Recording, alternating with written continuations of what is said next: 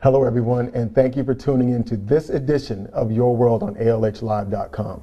Here with me today is the Executive Director of H.O.P.E.S Foundation, Mrs. Resa McCane.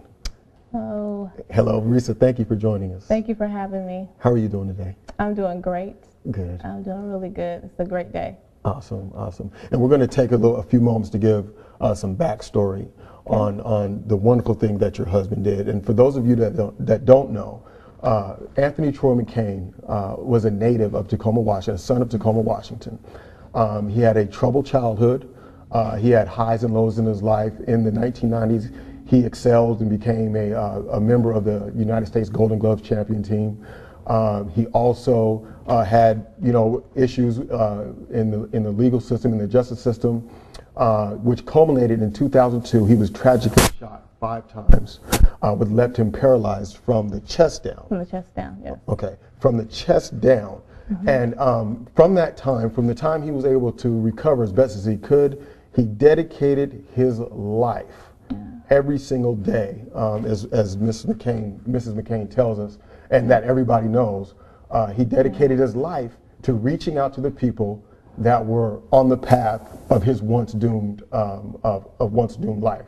And so what we're going to do, what Mrs. McCane I think has so aptly requested, is we're going to hear from Anthony Troy McCane in his own words. In his own words. Right. Also, today is his birthday. Yes, it is. Wow. Yeah, he would have been 34 today. Wow. Amazing. Isn't that something? It's amazing. Yeah, and let's all remember this brother. Listen carefully. This brother was extremely well spoken. Yes.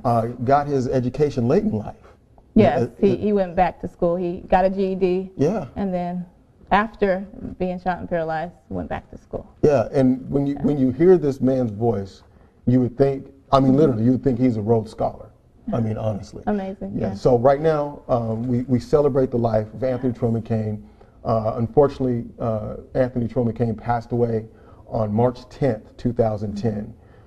And so we're going to hear what he has to say about the foundation that Resa McCane is carrying on with. Yes, sure. I appreciate the opportunity to come before you today and share a little bit about me, as well as, and most importantly, the opportunity to share some of my vision with you. I truly pray that the seeds planted in me will spread amongst you and be allowed to nurture and blossom into the beautiful lifelines that the children of our generation, our children, are in dire need of. I don't entirely know all that you're looking for and what it requires, but I bring a highly paid for degree of learning things the hard way. My credentials came from my bad choices, the poor upbringings, and the bad understandings that played a major role in the root of those bad choices. I also bring an undying fire that burns inside me to see myself, my family, and my brothers and sisters in the world achieve the maximum amount of peace, joy, and hope that belongs to each one of us. I've been in foster homes, jailhouses, and prisons. I've been a boxer on the U.S. national boxing team. I've been on the corners pushing and consuming drugs. I've been in short-term, long-term, inpatient, and outpatient drug and alcohol treatment centers. I've joined a gang and sat in our hood meetings.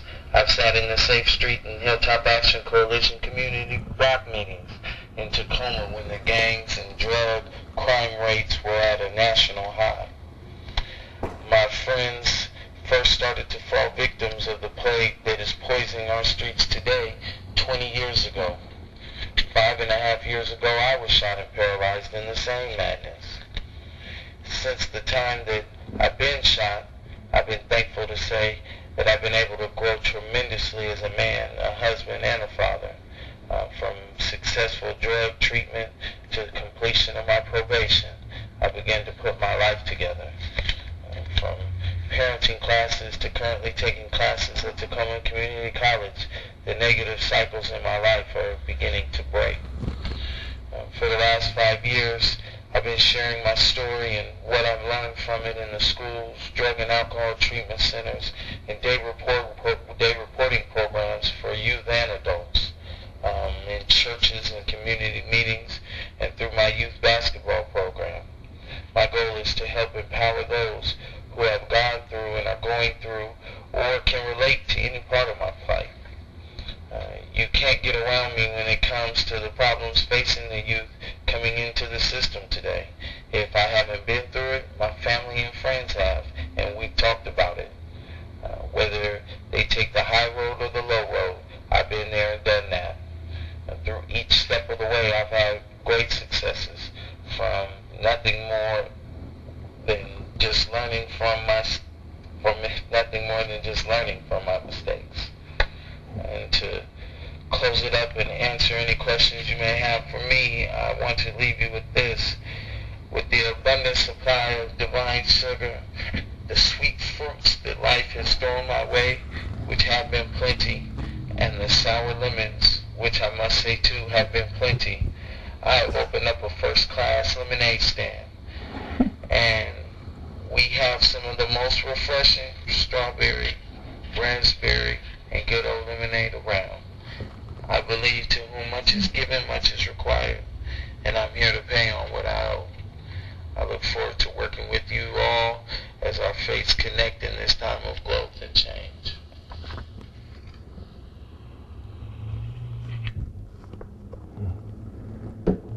Wow. Thank you so much for sharing that. Today being his birthday, and to hear his voice, what are you feeling right now, Resa? I'm feeling like